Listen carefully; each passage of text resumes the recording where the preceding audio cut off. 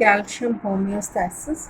This is a method by which our internal body environment, that is, our body, maintains a balance of calcium. The calcium is very important element. You might have seen for synapse it is required, for normal nerve impulse it is required, for blood clotting it's required for contraction of uterus, literally for making bones, connective tissue. So it's a very important component of our body, and its balance has to be maintained. We have to see that it doesn't become too high or it becomes too low.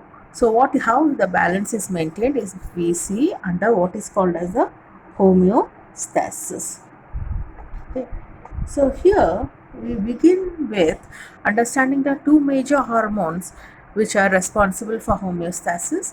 One is calcitonin, that is coming from thyroid, and second is a hormone from parathyroid. Okay, of both of this, parathormone is the main hormone for the regulation of calcium level in the body. So now let's see the normal value of calcium. Normal value of calcium in our body is 9 to 11 mg per deciliter of blood. This is the normally it should be maintained. So whenever if I say the level has gone high or the level has gone low, means it is higher than this and lower than this. Okay, that is where the homeostasis will kick in, will start acting. So first we will see if calcium level increases. Now if calcium level increases, it will stimulate the thyroid gland to release calcitonin. Calcitonin's level will increase in the blood and it will stimulate the deposition of calcium in bone. So if we have too much of calcium in the body, that is we are taking calcium supplements or calcium rich diet, so our blood is rich in calcium, so our body sees that calcium do not go waste. So what it does, it tells calcitonin to deposit that calcium into our bone. That's why our bones become stronger if we are taking calcium rich diet. Second situation is where calcium level is less. Okay, so in our body calcium level decreases, then that also will stimulate, but it will stimulate parathyroid, and of parathyroid it will stimulate the chief cells, where with the cells which synthesizes and secretes parathormone. So under the stimulation it will synthesize and secrete parathormone. Parathormone will then stimulate the osteoblast cells of our body. Osteoblast cells are those cells of our body which are capable of destroying the bones. Our bone is a matrix, is a cell like this full network it is made up of. So, and in this network you have calcium. So when osteoblast cells act on this network, the network breaks and it will release calcium into the blood. So when osteoblast cells acts on our bones, bone will start corroding like erosion. Small layers of bone will go away to release calcium. So their aim is not to destroy bones and make it weak, so then we have problem and all that. The aim is to make the bone weaker, so calcium is released. So calcium's homeostasis can be maintained in the blood. That is the primary agenda here. Okay.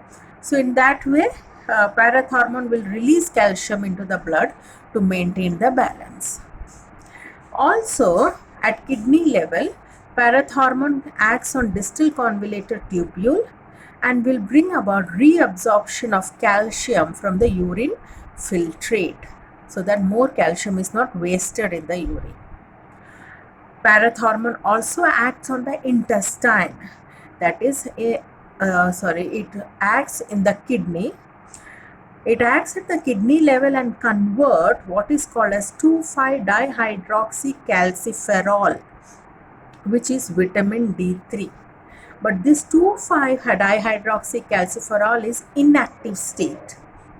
So parathormone will convert that into 1,3,5-dihydroxycalciferol, which is the active vitamin D3.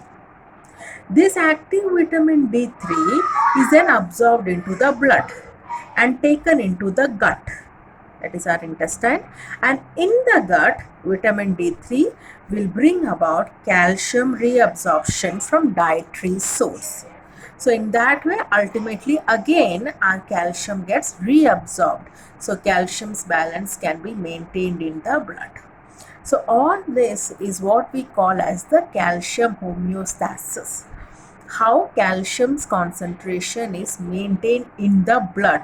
When we say body, it is the blood. So blood calcium level at 9 to 11 mg per deciliter somehow has to be maintained.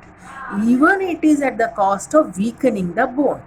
That's why as the age goes higher, more and more bone pains, back pains, leg pain happen because our bone is becoming weaker. And it is becoming weaker because of the osteoblast which is acting on it under the guidance of parathormone, because they want to maintain the blood calcium level normal.